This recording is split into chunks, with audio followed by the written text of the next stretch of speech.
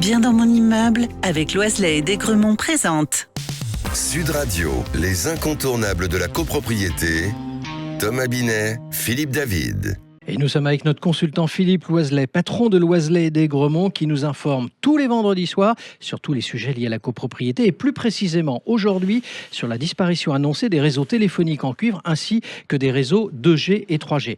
Il faut savoir, chers auditeurs, que la disparition progressive de ces réseaux par les opérateurs téléphoniques marque un tournant majeur dans la transition vers des technologies de communication plus avancées. Si cette modernisation promet une meilleure qualité de service, elle n'est pas sans conséquence pour les copropriétés qui doivent y faire face sur les plans pratiques, techniques et économiques.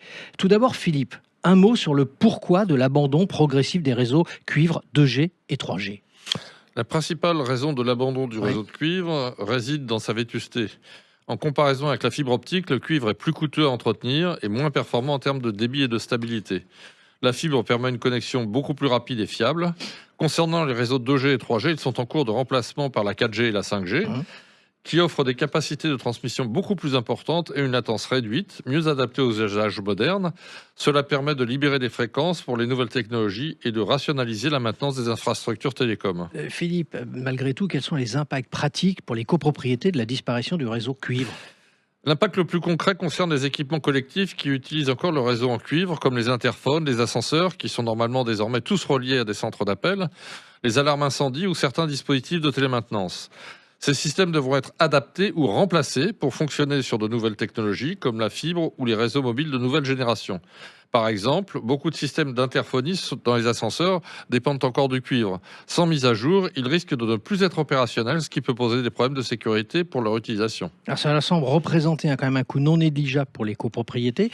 Pouvez-vous nous en parler un petit peu plus ? Absolument. Le passage à la fibre implique des travaux et des coûts qui peuvent varier considérablement en fonction de la configuration de chaque copropriété.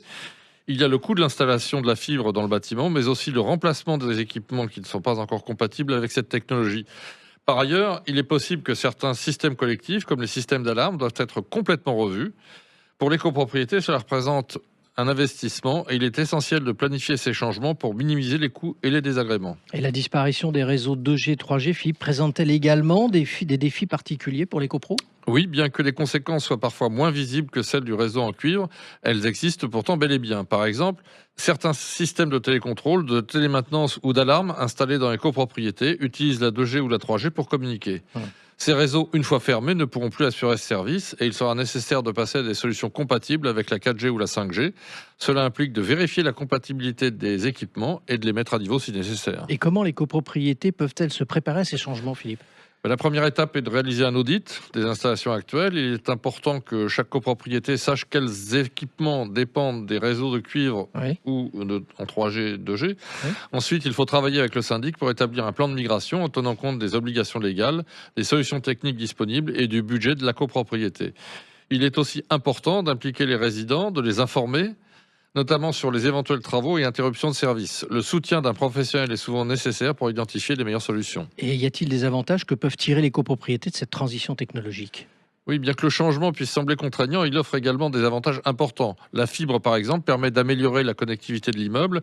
Les systèmes d'interphonie et de sécurité de nouvelle génération sont plus performants et offrent de nouvelles fonctionnalités, comme le contrôle à distance via les smartphones. Et pour finir, Philippe, quel message souhaiteriez-vous adresser aux copropriétaires qui n'ont pas encore entamé cette transition ? Je dirais qu'il vaut mieux ne pas trop attendre. La disparition du cuivre et des réseaux 2G, 3G est inéluctable et les délais se rapprochent.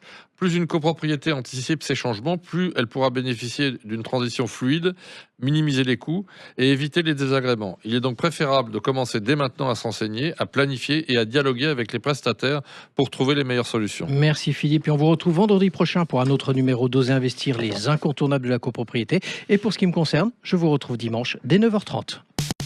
Sud Radio, les incontournables de la copropriété. Thomas Binet, Philippe David. Avec Loiselet et Desgremont, bien dans mon immeuble.